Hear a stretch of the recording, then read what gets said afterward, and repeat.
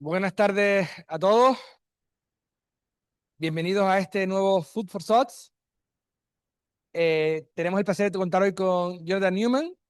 El profesor Newman es doctor en economía por la Universidad de Auburn. Además es Research Fellow en el Mises Institute, Henry Hazlitt Research Fellow. Es experto en teoría monetaria y además es profesor de nuestro Master in Bitcoins, la versión en inglés. Y hoy justamente, como experto en teoría monetaria, viene a hablarnos sobre el origen del dinero y también la Modern Monetary Theory. Jonathan, welcome. Well, thank you, everyone. It's great to be here, including all the people who are watching online. Uh, I've been here this past few days, recording some lectures for the Masters in Bitcoin on the theory of money. And when I was asked what topic I might present, food for thought presentation, I decided I would do something that's connected since it's fresh on my mind. And so the topic that we'll be talking about today is the origins of money, Menger versus modern monetary theory. So very briefly here, Menger had a theory of the origins of money. And the reason why it's a theory as opposed to just being able to look back into history is because the origins of money go back before recorded history. So we can see in the archaeological record that people were using things like precious metals in their exchanges. We can see that from the archaeological digs, even before people were writing about it. So before there's any sort of written record of history. So Menger developed this theory of the origin of money. And I'm contrasting it with what the modern monetary theory people say. So this is a different school of thought. Menger obviously represents the Austrian school of thought. And in the modern monetary theory world, they it's completely different from the Austrian school. In the Austrian school, we start with the individual, we start with human action, start with people making decisions about what state of affairs is best for them. We construct economic theory this way. However, in modern monetary theory, they start with the state. They start with the government and then work backwards to develop their economic theory that way. So there are very, very different ways of approaching economics. And so they come up with a completely different story about how money developed. And their story, as you might imagine, starts with the state. It starts with government. It starts with the state saying, we're going to collect certain things in taxes. And then they say through some sort of magical process, people will start using that token, whatever the tax liability token, they said that becomes money. So Menger says that money comes out of markets. MMT, modern monetary theorists, say money comes from the state. And so I decided to look at the archaeological record, the history, specifically in ancient Mesopotamia, to see who might be right, who has the better theory of the origins of money. So that's what we're going to do. We're going to contrast the Mengerian view with that of chartalism. So chartalism is another name for that theory of the origins of money that is used by modern monetary theory. We'll survey the archaeological and textual evidence from the ancient Near East, very specifically from the third dynasty of Ur, which was in the late third millennium. And the reason for that is because there's a lot of archaeological evidence from that period. That was sort of the beginnings of writing, so people were starting to write down what they were doing in the market. Governments were writing down things that they were decreeing. So there's a lot of textual evidence, but also some archaeological evidence where you can get your hands dirty, dig in the dirt and see what life was like back then. And what we'll notice, both the archaeological evidence and the textual evidence indicates that people used silver as money. So in the ancient Near East and ancient Mesopotamia, they were using silver as money, which might be surprising to you because it might be well known that coinage started many centuries later. So coinage wasn't invented until the 6th or 7th century BC. And so the way that people were using silver, like what it looked like was packed silver. People would break off little chunks of jewelry or like a cup or a plate or something that was made out of silver. And if they needed to pay silver in the market, they would break off a little chunk. More on that later. Another thing that I address in this paper is the claims from David Graeber, who he's not a chartalist, he's a credit theorist. So there's actually three prominent theories of the origins of money. There's Menger's view that it comes from the market. There's the chartalist view, which is held by the modern monetary theorists. And then there's the credit theory of money, which is also pretty popular. And the most famous proponent of that theory is David Graeber. The credit theory of money says that in primitive societies, there were these debt relationships, and these debt relationships would become very, they would be difficult socially because they were vague, they weren't really spelled out, they didn't have contracts. And so sometimes people would abuse the fact that those debts were vague. And so they would try to get more out of the person who owed them than was originally planned for. And so Graeber claims, and the credit theorists say that what people started to do as a result of that is they would use little tokens. They would use something to signify who is owed what. And Graeber claims that those tokens then became money. The reason it's relevant here is because the modern monetary theorists, they like Graeber. They like the credit theory of money. They like what they're saying. And the reason you might be able to see why, what the chartalists say is that what was primary, the most important debts to prehistoric, not prehistoric, but ancient peoples, was their debts or their obligations to the state. So really, there's a lot of common ground between the credit theorists and the state theorists or the chartalists, because they're both emphasizing that debts.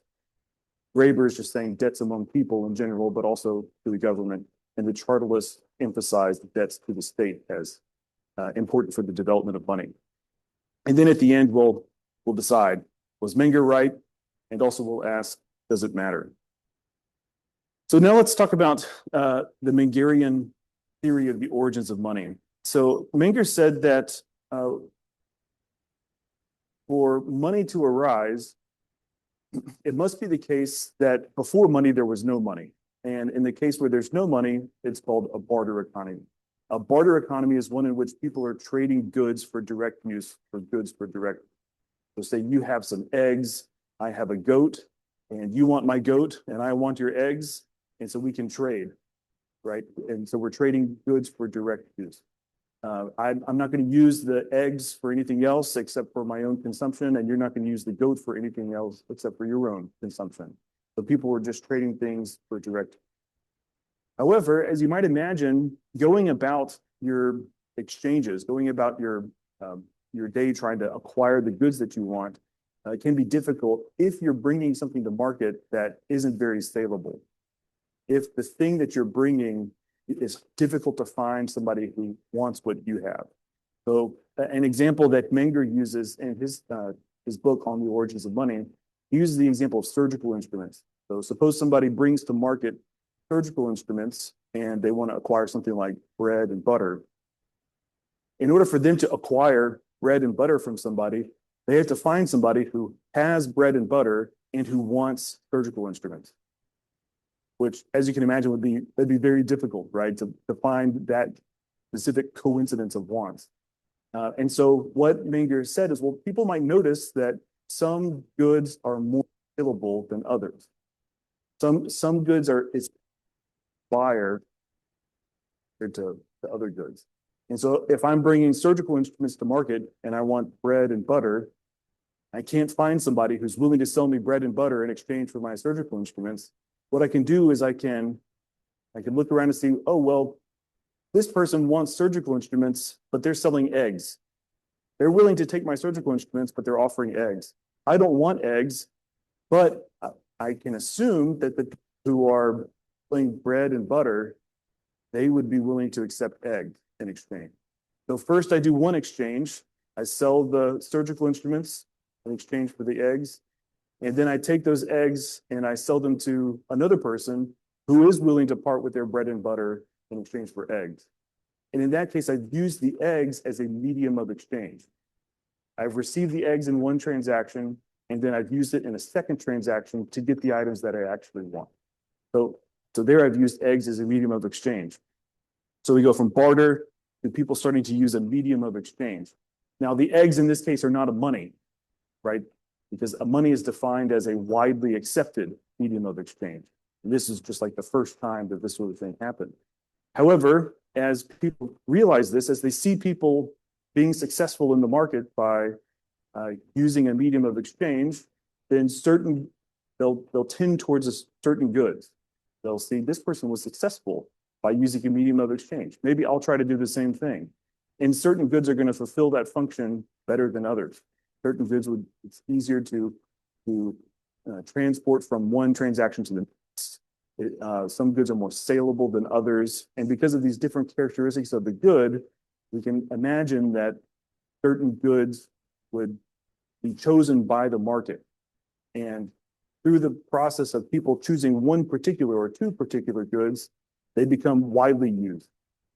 So as people increase their demands for that good for its use as a medium of exchange, then it actually becomes more saleable. So it's like a snowball effect until one or two particular goods become money. They become widely accepted. So that's Menger's theory. We go from barter to a medium of exchange to money. And the mechanism there is people noticing that certain goods are more saleable than others. Chartists, on the other hand, they say that money originates from the state. It's a creature of the state. They say that the state announces, we're going to start collecting this item, this token, this piece of paper in taxes. And then they say, actually, by definition, that's the end of the story for the chartalists. Because in many definitions of money, they say money is whatever the state collects in taxes. That's their definition of money, which means they're done. They don't have to do any more explanation. They just say, we're going to collect this in taxes. And then the chartalists say, okay, that means it's money. But you can imagine that this would be difficult. If we think about money as a widely accepted medium of exchange, it's impractical, maybe impossible for a state to just declare something brand new as money. And the reason because in order for people to accept something in exchange and pay it and pay this item in exchange, they need to have some understanding of its value. Like what can I do with this thing? What am I going to be able to purchase in the future? So if I'm selling some eggs and this person offers me these tokens that the king just dropped on us, how many should I be willing to accept? And if you don't have a history of prices, if you don't have a history of exchange ratios, then you have no way of knowing exactly how many to accept in this exchange. So you would run into a calculation problem or run into a problem where you don't know exactly how many units to accept in exchange or how many units to pay in exchange. However, even if these people in a primitive economy overcome that sort of hurdle and they do start using these tax liability tokens as money, it still has to go through the Mengerian process. In order for them to start using it as a widely accepted medium of exchange, they have to perceive that it's more saleable than other goods. So the point I'm making here is that Menger's theory actually covers over the chartalist theory. The chartalist theory, I think, is incorrect. It probably didn't happen that way, but even if it did, it would still have to go through the same Mengerian process to become money. People have to realize that these tax tokens are more saleable. Okay, so we've already seen that there's differences in the definition. Menger says, and the Austrian school says, money is a widely accepted medium of exchange. Chartalists say that money is whatever the state collects in taxes. The purpose of money, the purpose going from barter to medium of exchange to money, is that it increases one's likelihood of acquiring goods that you desire for your direct. You require one particular good, not for your own direct use, but so that you can use it in a second exchange. For chartalists, the purpose of money as originating from the state is so that they can expropriate privately owned resources. So why would the state need to get involved in money and creating money and in collecting taxes in the first place? Well, it's so that they can do something with people's resources that people wouldn't do on their own. Even if it's something simple like paving a road. If the private market economy hasn't paved this road, the state would have to implement taxes. They'd have to collect something, resources from people. And one way that they can do that is by saying, hey, we're going to start using this new money. We're going to have to collect it in taxes. And then the state spends it. The state spends these tax tokens on the resources that they need to pave the road. So the whole point of it is for the purposes of the state to take privately owned resources. When we look at the nature and functions of money for Menger and the Austrians, it's primary function is its use as a medium of exchange. It also very importantly enables economic calculation. So once we have money, now we can calculate profit and loss. We can calculate net worth. And for chartalists, they say that the important function of money is that the state can now use it as a unit of account. And they refer to money as an abstract unit of measurement. And if you read the Austrian literature, there's all sorts of issues with thinking about money in this way. Okay, now on to what they say. So there's an MMTer by the name of Randall Ray, and he wrote this paper in 1998. You don't need to read all of this, I promise. And what Ray says is that in ancient Mesopotamia, there were these clay tablets that people used as money. And so he deals with it very shortly, as you can see. It's just like one little paragraph here. But notice he doesn't cite any sources except for A. Mitchell Innes. He cites one source. He doesn't cite any archaeological work. There's no historical work. Just this one guy, this other economist by the name of Innes. And so Innes wrote his work on the origins of money in 1913. And here's the section where he's dealing with these clay tablets that they're saying were used as money in ancient Mesopotamia. And notice he doesn't cite any sources at all. There's no research. There's no archaeological research, no historical research that they're referring to. I guess they saw the clay tablets were being referred to in some text, some book that they were looking at, and then they just sort of extrapolated. They just sort of speculated that these clay tablets were used as money. So they don't cite their sources, and so I thought that this was a little suspicious. It's like they're not saying where they're getting this information from, and so I decided to go look at what archaeologists actually do say. And here's what they've found. So this is a map of the various regions and countries, polities of the main time period that we're looking at. So starting in the mid-3rd to early 2nd millennium BC, all the way up to the invention of coinage in around 630 BC. So this is just showing some of the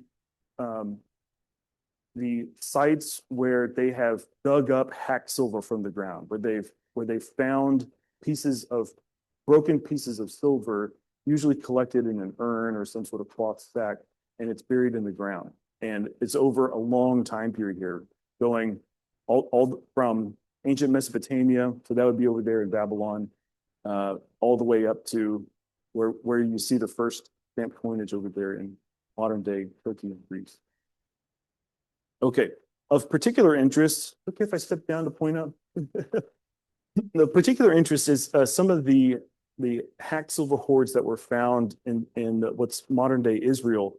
And the reason why is because in this paper here by Christine Johnson, what she found was that people commonly use chocolate bar ingots. You might be familiar with the chocolate bar, where you can like break up like a Tic Tac, that sort of thing.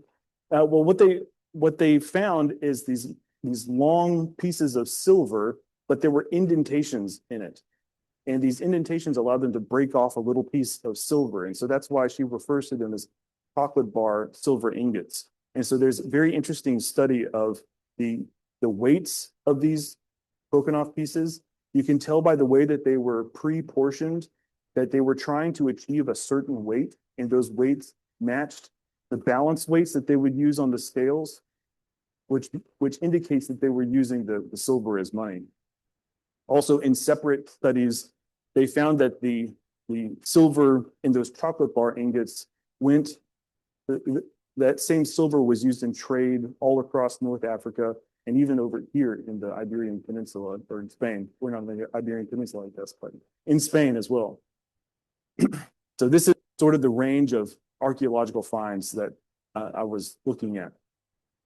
Okay, so on top of the archaeological digging, people were bringing silver out of the ground. On top of that, we can also look at the text. There are translations of the cuneiform that were on those clay tablets that the MMTers think was used as money. And what you find once you translate those clay tablets is that they indicate that silver was widely used in payments at that time period, not the clay tablets themselves. So if you go through the translations, you find all sorts of things. So, for example, the word for paymaster literally means one who cuts up money. So if you're paying somebody, it means that you're having to chop something up, like big piece of metal. The pictograph for a shekel, which was a unit of weight, was an implement for cutting metals. And oftentimes the units, the weight units that they were describing when they were making those payments was in terms of shekels and grains. The Akkadian word in the nearby region, the Akkadian word for silver, capsum, came from another word, kapesum, that meant to break into pieces. So the idea here is that even in their language, even in their vocabulary, you can tell that they're thinking about silver as something in which I make specific payments to people. I break it off, I cut it into pieces so that I can make payments. And he said, by far the most common kind of hacked silver is the so-called chocolate bar. This is from the Thompson paper I talked about before. It is the so-called chocolate bar. Thousands of individual portions have survived. These are not simply pieces carelessly hacked off any sort of silver object. They were snapped or broken off larger ingots that had been deliberately portioned in much the same way that chocolate bars are today. So that's how they were making their payments. They were breaking off the chocolate bar made out of silver.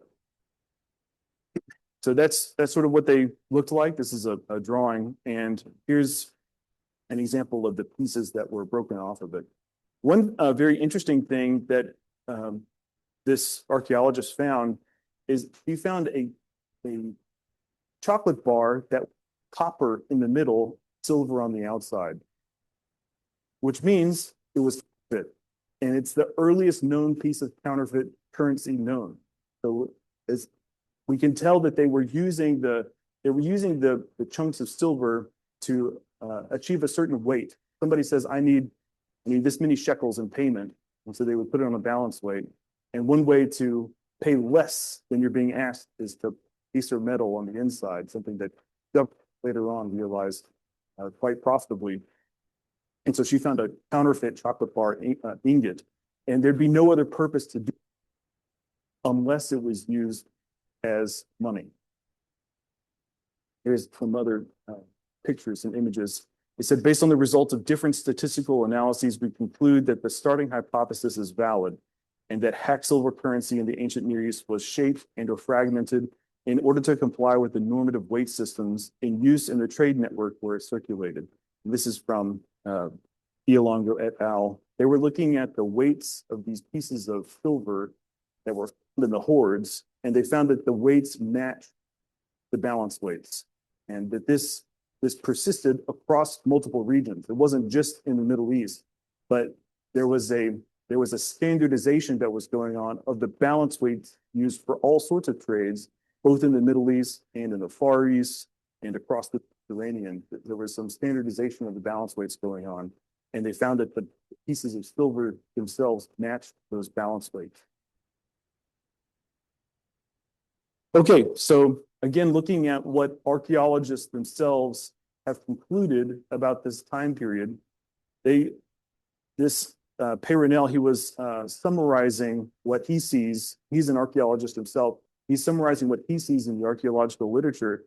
And he said that in the third millennium in Western Asia, it witnessed the development of long-distance exchanges, the diffusion of technologies and administrative devices, the advent of commodification, reflected by the widespread distribution of raw materials, metals, most importantly, imported items, ceilings, and scale weights. It was at this apogee of this archaic globalization around the middle of the third millennium BC that the economic function of silver, used as a standard of equivalence, means of exchange, and storing of wealth, a lot of times those sorts of things are mentioned in modern literature as functions of money, made its first appearance and became, within a short time, firmly established in the Levant, Anatolia, and Mesopotamia.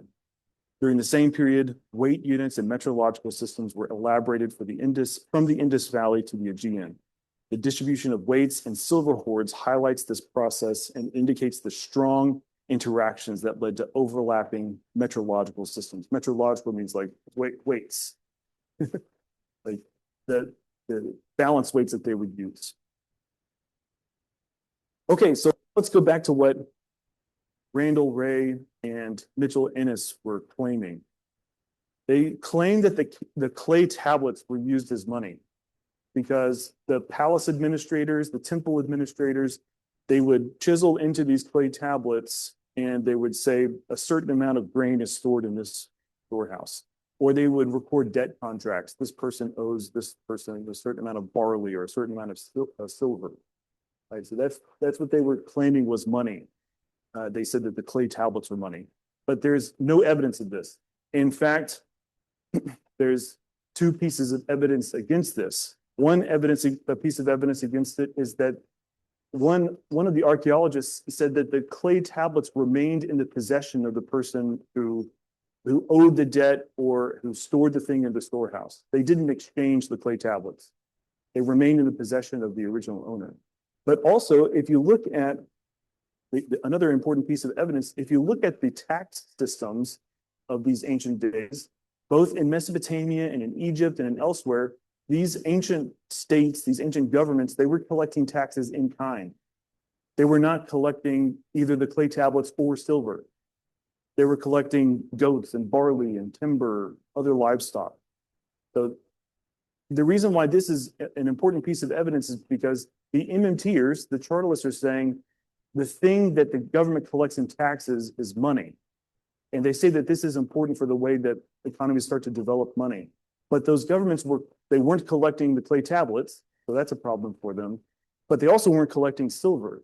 It would be an issue if the states, these ancient governments, were collecting taxes in silver. That'd be an issue for my claim and for Menger's claim.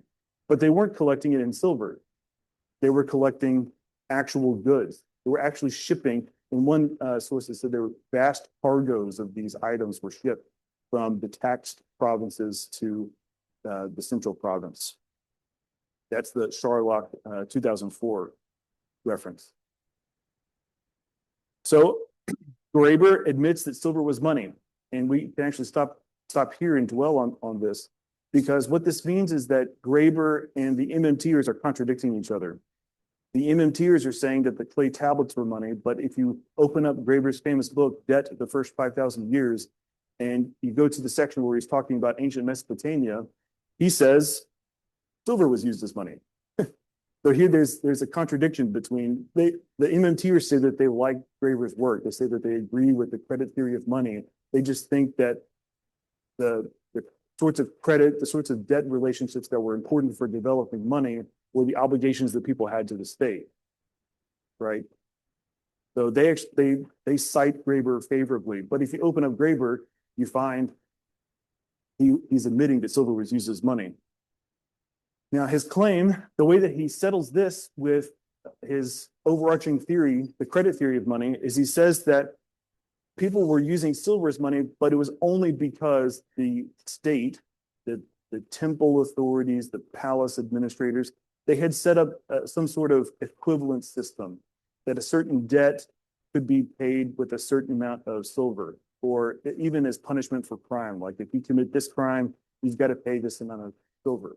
Or they set like price controls, like this amount of barley is equivalent to this amount of silver. So he says that they did that. But the problem with this claim is there's no evidence of that. There's no evidence that there was an equivalent system that was set up. And in fact, there was this archaeologist by the name of Cripps. He had this paper in 2017 where he was analyzing this idea that there was an equivalent system between barley and silver.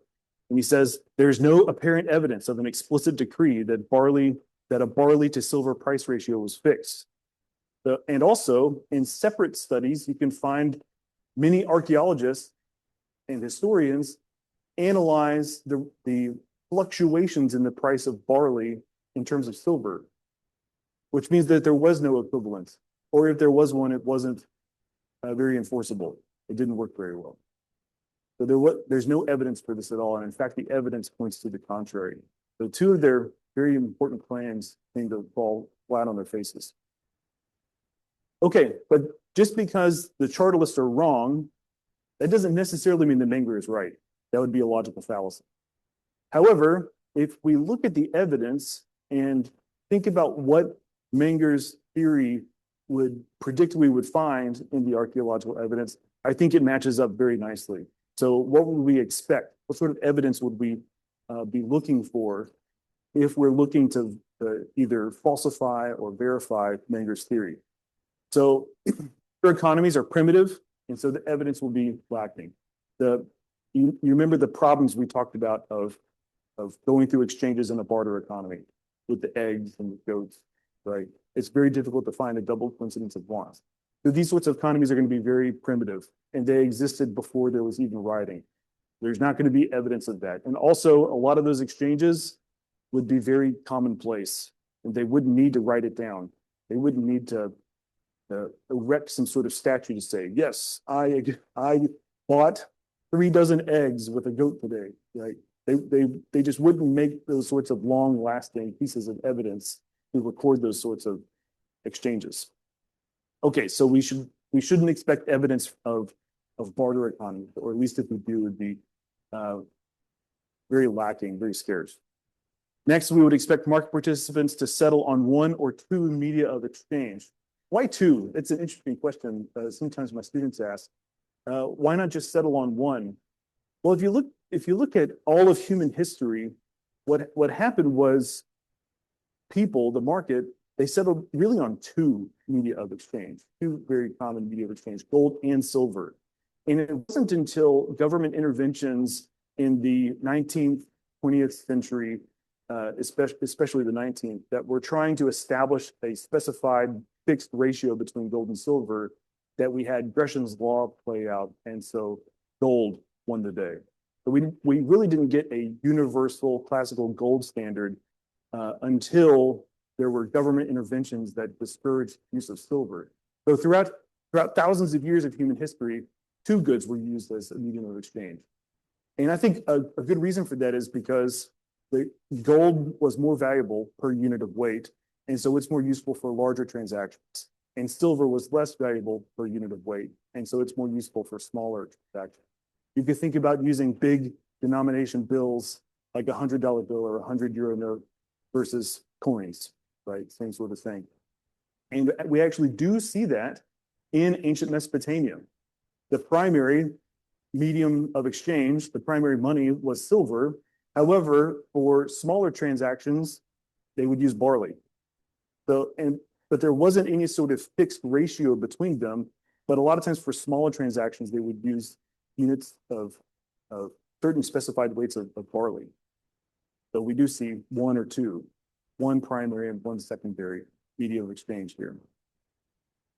We would expect, if Menger's theory is correct, that the money good has a non-monetary use. And that's because in order for it to first be used as a medium of exchange, it has to have some demand, some value to somebody besides its use as a medium of exchange. People had to have wanted it for its own direct use. And we can definitely say that about silver, because people use silver for decoration, for jewelry, for all sorts of things, right? Same thing with gold, same thing with barley. And we would expect to see a variety of quantities and sizes, and which we do see, and we actually see that they match the size of the balance weights. So they're trying to achieve a certain weight with these transactions. And also we expect to see evidence of pricing in the money unit, and people actually reckoning profit loss in terms of silver in this case, which we do see that in historical record. You can see in some of these, the translations of the clay tablets, somebody said, I bought wine at this price in silver and I sold it at this price in silver. Or in the case of a debt contract, I'm lending you, I don't know, 50 shekels of silver and you owe me 60 shekels of silver at a certain stage, which means that they're thinking about silver in terms of calculating profit and loss. Okay, but now, why does it matter? Why does it matter how money began? And I argue that it matters a lot. And the MMTers actually say that it doesn't matter. So Randall Ray, he says, obviously, money originated from the state when they started collecting taxes in some token. Obviously.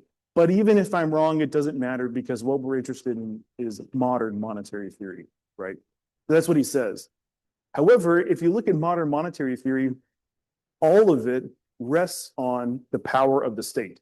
It rests on the government's ability to increase the money supply, decrease the money supply, tax people to deal with inflation problems. It's all about the state's command over resources. And so if you think that money originates from the state, that it's a creature of the state, then it's the state's rightful plaything. It's like a little thing that the state can use to achieve its own goals. So if you think money comes from the state, then it sort of follows, yeah, the state can do whatever it wants with money. It can tax us however much it needs to. It can inflate, spend however much it needs, right? You can see how that's a logical step that can be taken if you think that money originated from the state. However, if you think money originated from the market, then you're inclined to think, well, no, the state shouldn't mess with that.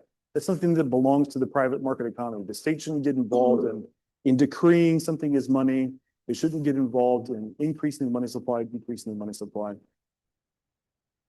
Now, what's interesting is that Ray characterizes the sort of free market approach, the Mengerian approach, this way. He says, all would have been fine and dandy except that evil governments came along, monopolizing the mints, creating central banks that debase the currency, and interfering with the invisible hand of the market. This finally resulted in abandonment of commodity money, substitution of fiat money, and central bank-induced inflation. So here he's being tongue-in-cheek. He's sort of making fun of the free market Mengerian theory of the origins of money. But here I completely agree with him. It's like, yes, that's exactly right. The way that he's making fun of us is he's actually got it completely right. So why else does it matter? They need taxes to have some other purpose than funding the state's expenditures. So in the MMT world, they need taxes as a policy tool to decrease price inflation. So oftentimes they argue for increased government spending, money printing, deficit spending, so that we can achieve full employment and do all the great things the government does. And so they need taxes to do something else, so that it's not just to sop up price inflation, or not just to subsidize, not just to fund the state's expenditures, but if they can say taxes also have this other purpose that also helps them rhetorically. So yeah, they need the money to be the state's rightful plaything, and luckily for us, they're wrong. Thank you very much. I look forward to your questions. Thank you, Jonathan. It was really, really nice lecture. As we've been talking before that I did some research also on my own, and I completely agree with everything you said. And I encounter so much of the things that you mentioned, and even something that you didn't mention, but probably already know that even David Graeber acknowledged he knew that there were barter economies, and he claims, okay, that's truth, but there's always a but. But my claim will be not claim. I think that David Graeber made so much inflicted so much pain on the regular story that we as an economist tell usually in the history of economic, or also in the history of money. And at least in one thing, I think he's right. The thing that debt can be, or we can exchange through debt at the same time that we are exchanging through money, or close money or barter. Mm-hmm. In that sense, it may some damage to us, but I don't think that we cannot change a little bit the story that we told, and to fit into this archaeological truths or events that he claims, that I will say that he rightful claims that to be truth. It could be the case that you can exchange through barter, and also credit, and also being a credit transactions, in the sense that we can change through barter in the spot, or we can change through barter and also through credit, in the sense that you can give me something without receiving anything else than my promise to pay you back later, but not through money. So if it's not through money, it's basically direct transactions, but through a credit, not credit system, but it's a credit transactions. So if we change just this very bit of our theory, I think that will fit perfectly in with the historical evidence. Yeah, I completely agree. Yes. Yeah. So in the case where people exchange promises of future commodities, so that's basically what the credit theorists are saying, is that that's how money started. Is like there's the IOUs that people are to trade with. But you're exactly right. That's just barter. Are you familiar with the work of Michael Watson? He wrote his dissertation. He referred to as intertemporal barter, which I think that's a great term to describe what we're talking about. That just because they start doing some like IOUs, like I'll pay you back in the future, I'll give you this grain 1 year from now, once after the harvest, right? Then that's still just a barter exchange. It's just lasting across time. However, we still have to think about people starting to use those promises as a medium of exchange. So suppose I get a promise. You told me that you're going to give me grain after the harvest. And so I'm holding on to this note or some token that represents that you owe me some grain in the future. But I want to go buy some donuts now. I want to go buy things now. And so maybe I can take this note, this IOU that you've given me, and I can go buy things in the market. And then somebody else might bring that note back to you in redemption. So it's possible that those notes would start to be used as a medium of exchange. I think it's unlikely. That's not what we see in the archaeological evidence. It seems like people were using silver. They were using silver as money, especially back then. But it's theoretically possible that people would do that. However, even if they did do that, it would still have to follow the Mengerian process. People would have to notice that these IOUs are more saleable than other goods. So it's like, we're right, but even if we're wrong, we're still right. Sí, ¿qué tal? Mi nombre es Gilberto Vargas. Yo soy estudiante del máster en economía de la universidad. And then, sorry, yes, I will switch to English for the question. Thank you for the talk. I find it the effort extraordinary because, like one of the typical arguments against the theory of Menger is that, yeah, well, it's a extremely interesting theory, but typically, well, there's no like historical records or evidence and so on. So I think that trying to back it up with archaeological evidence it's a great effort. Also, I think that, for instance, Menger did not have the chance to see it like a life evolutionary process during his time. I think that in his book, Principle of Economics, 1871, he refers to, for instance, some local examples in the US, the Mexican case using cocoa, gold, silver, and some other commodities for the exchange as an historical example to try to back his theory. But I think that, for instance, you and I, at least we have like two cases in which we have seen this evolutionary process in real time. One is like was documented by Richard Bradford in Economics of a POW Camp, where like via the spontaneous coordination of the prisoners, cigarettes started to become like a commodity, a sort of money to do indirect exchanges, right? And lately, also the first or second decade of this century, we could see the fun phenomena of the noodles in US prisons after the cigarettes were banned at federal level in 2006 and the budget of the federal prison system reduced.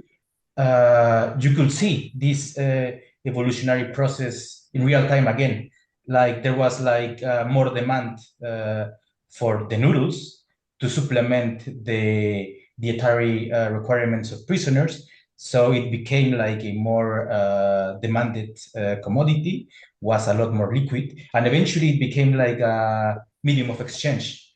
So my question will be like, would you regard, do you think that, for instance, Chartalist, MMT promoters would regard that as sort of evidence, or that it corroborates the evolutionary theory of money proposed by Menger, those two cases in particular, or will they explain this phenomena in these two cases? Thank you. Yeah, great question. I'm actually not. I'm familiar with the case of the POW camp and the cigarettes, but I haven't seen any MMT or chartalists respond to this case. Danny, have you seen? No. So I haven't seen any response. So, I mean, I could try to speculate how they would respond. They would probably dismiss it because it's like a very limited case, and what they're interested in is like a normal case where there's a government, a society, people aren't inside prison cells. So they would probably just say that it's just like a fluke.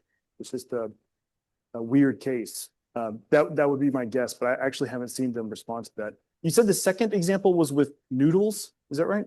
Like ramen noodles? Yes, the thing is that, like in the prisons, like inmates are like prevented from holding cash. They may have an account to do purchases in the stores and so on in the store of the prison, but they cannot hold cash. They had been using for a while like the cigarettes, but then there was like a ban in 2006, together more or less contemporarily with reduction in the budget for prisons. So the quality and the quantity of the food assigned to the inmates were like considerably down. So they started to use, there was like a higher demand of noodles, ramen noodles, as a supplement for their diet. And, like very, very in line with the theory of Menger, since it had a deeper market, it became like very liquid. So so at a certain point, it became like a medium of exchange. It also became like a unit of account. So you could like trade and do economic calculation in terms of packages of noodles. It also had like convenient features in terms of atesorabilidad, which is, it's an ideal currency should be liquid in space and liquid in time, meaning it has to keep it has to be a storage of value. So, for instance, the noodle package has a ideal consumption period of 12 months, but you can still eat it like up to 18. Also, it's easy to stack, to transport, and it's like in Spanish we call it bien fungible, fungibility, that you don't really mind whether you get that exact pack of noodles back or other, because they're like they're interchangeable.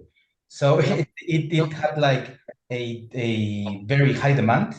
It had like very good features for storage. So eventually it became like a sort of a currency in the prisons, so as to perform indirect exchanges among the inmates for services, for goods, and so on. Yeah, thank you. I'll have to check out that paper or the writing about the noodles. One thing that you brought up was the durability of those goods, like the cigarettes, and they don't last forever. The noodles, I mean, they last for a long time if they're dried and they're packaged well, but they don't last forever. And the same thing can be said about the IOUs that Danny and I were talking about, is that those IOUs, they mature at a certain point, which means that the value of the thing is going to change across time.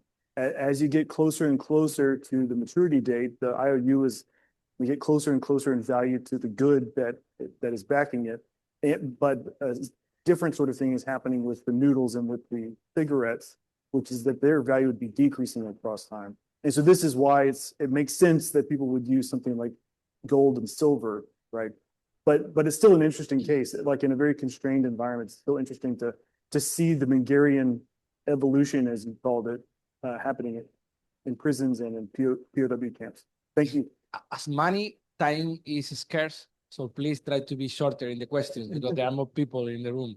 So please, the señor que tiene Roar Janis, please. Yes, hi. Thank you.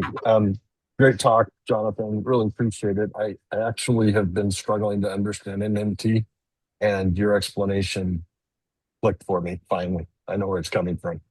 And probably why it was hard to understand, because they obfuscate it a lot because they don't want you to really understand the theory.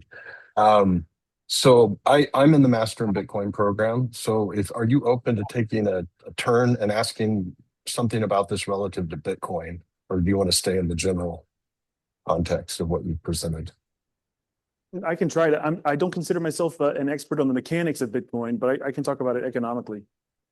Okay, I think my question is economic then. So you talked about the tablets being more of an accounting technology or an accounting ledger versus the silver or other goods that they were tracking. When I think about Bitcoin, it is kind of both at the same time, because it's actually a monetary asset, but it's also a public tamper evident ledger. Yet I have found in my experience coming from an accounting background that the ledger itself isn't adequate for accounting. So I'm just wondering how you think about that relationship between, say, Bitcoin as a really sound base money and the accounting that might go on top of that beyond what just the public ledger of the on-chain transactions show. Yeah, that's interesting. I haven't thought about that way. So based on my understanding, the blockchain is the distributed ledger that's incorruptible. You can't hack it. You can't change things. And the Bitcoins are the things that are transferred. The ownership is transferred from one person to another person.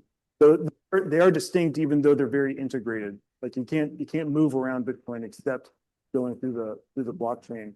But I would say a similar sort of thing applies to bank demand deposits, where suppose you swipe your debit card at a vendor or a restaurant, and what you're doing is you're sending instructions for the banks to move money from your account over to the restaurant owner's account, right? So there's a transfer of ownership of something that's intangible, so similar to Bitcoin. And also it's completely integrated with the accounting, the ledger, saying this person moved this many to this person, right? So there's some similarity. Of course, I'm not saying that I'm in favor of the way commercial banks do business. I'm actually quite a critic of fractional reserve banking, but I was just trying to think of what's another example of what you're talking about, where the thing being traded is integrated with a ledger. Hi, Jonathan. Hi, everybody. I miss you. I wish I was there. Jonathan, just a quick question. What is your view of Merling's money view? Is it compatible? I mean, I don't think he's a chartalist, but at the same time, I think this dovetails into what Danny was saying and a couple other questions before. I mean, how important is the creation of money after high-powered money? It seems to me that Menger really deals with the creation of high-powered money, but doesn't get into the fact that credit money can develop importantly and create and is much larger than high-powered money. And high-powered and non-high-powered money, or M2, is based on contracts and contracting law, and on the power of executing your contract, which is then government based, or the relationship that government creates within the institutional framework. So I'm wondering what power you assign to an institutional framework that can make money viable vis-a-vis the Mengerian concept of money creation.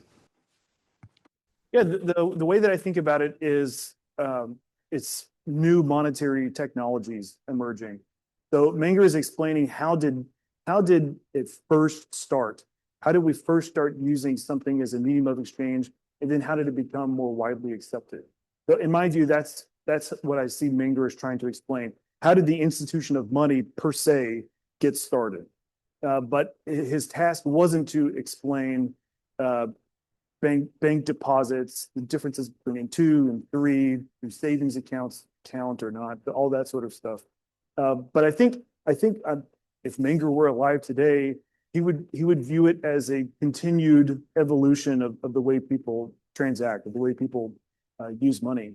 I would point you to some of his students. So like if you look just a couple generations later, you look at Ludwig von Mises and his theory of money and credit, he had a very detailed, specific typology of money that includes things like a credit money. Now, in this case, what Mises is talking about is a token that used to be redeemable for a certain commodity, for the base money, but now there's a temporary delay in redemption. So this would apply to cases where governments issued extra paper claims, extra fiat claims that had been redeemable for money, but now because of a war, because of expenditures, they had to inflate, and so they're delaying redemption until a future point.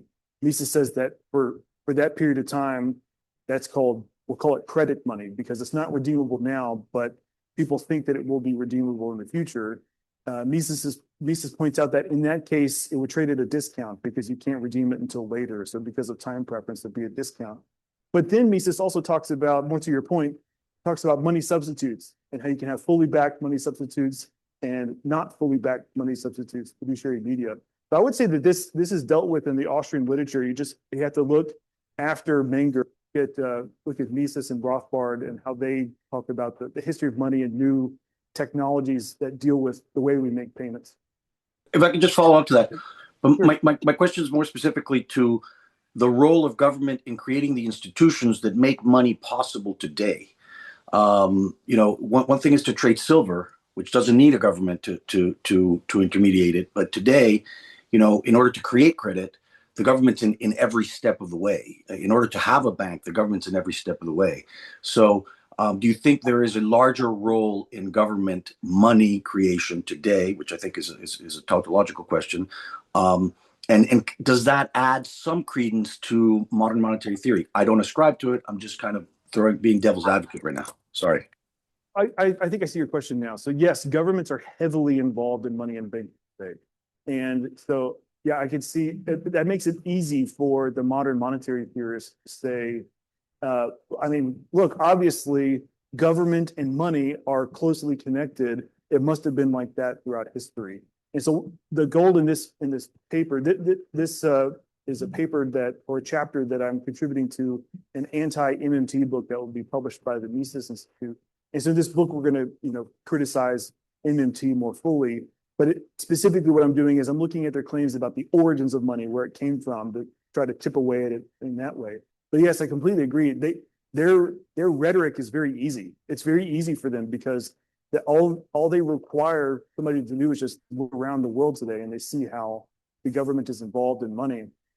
However, I don't think that just because the government is involved in money today, I don't think that means that they're more correct or that they're correct about the way money works today. I think that what has happened is that the government has co-opted all these things. The government's involvement in money and banking, it requires things like legal tender laws.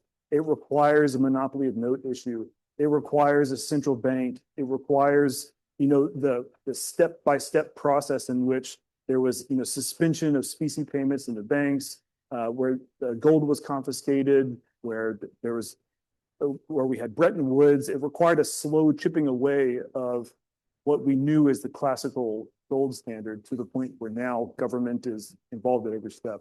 I hope that addresses your question. I just playing money is an spontaneous order, so it's not created by the state. Probably division of labor is essential, so because it's not possible to do division of labor without money. For the reason, barter societies are poor, and we use money as a medium of exchange, deposit of value for saving, and monetary unit to do the calculation. And of course, the ideal money, I don't know, someone said something like is liquid, so invariability, the value invariability in time. That could be the definition of money. Menger definition, or the definition of money that we have been using during many years. But don't you think, and now my question, don't you think that today with the rise of Bitcoin, for example, with Bitcoin, the definition of money could be changed? So some professor from the Bitcoin master degree have came here, also said, we cannot be analyzing Bitcoin as or using the traditional definition of money. So maybe, I don't know, it's a question. Do you consider that the definition of money have been disrupted because of the Bitcoin? That is the question. Yeah, great question. I've done just a little bit of thinking about this, not a lot, but my thinking is that we don't need to update the Mengerian story substantially. Maybe we have to make some allowances or think about it in a different way. But all that's required for Mengerian's story to be correct is that somebody in the market thought that this good could be used as a medium of exchange. Like if I first trade for this, then I can get the thing that I actually want. And typically, or historically, the most common sense way for that to happen is this good has some non-monetary use. And so this, I think, is the sort of background behind the question is like, well, what is the non-monetary, what's the non-exchange use of Bitcoin? So I think the first transaction was for pizza. Is that right? So that's the thing that we have to explain. We have to explain why would the person who's selling that pizza, why would they be willing to accept Bitcoin? And I think in that case, we instead of relying on this good having some non-monetary use in the same way that we think about gold being used for jewelry or silver being used to make amulets and all sorts of things. We just had to think that this person just wanted to receive it for fun. It was like a trophy. It was like a souvenir. It was something that commemorated or something that was a momentous occasion of the first thing that he thought would be the future of money occurring. And so that's why he was willing to accept those things. But as soon as you do that, now you have an exchange ratio between Bitcoin and pizza. And then people have a history of prices that they can use. And so it follows Mises's regression theorem there. But the thing that has to be explained is why did this person who received the Bitcoin by selling the pizza, why did they do that? And whatever it was, I mean, we can't peer inside of his mind. I think it still works to say it was just his preference. He wanted that Bitcoin, right? I guess he thought it would be fun or cool or something like that.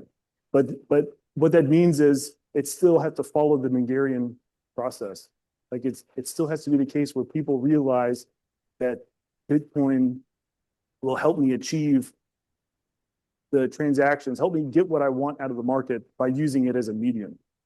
So it still has to follow the Mengerian process, even if we have to sort of change our thinking about what the motivations of the market were. Thank you very much. We have another question in the chat. Thank you very much for the talk. I really enjoyed a lot.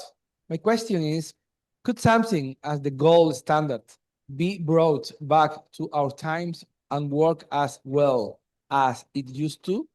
Because I think a part of its working was due to the fact that no one thought the money could work without gold backing it. And on the 70s, it has been demonstrated that the governments could at any time destroy the standard, so expectations could always wait for it to happen again, making it a way worse than historically.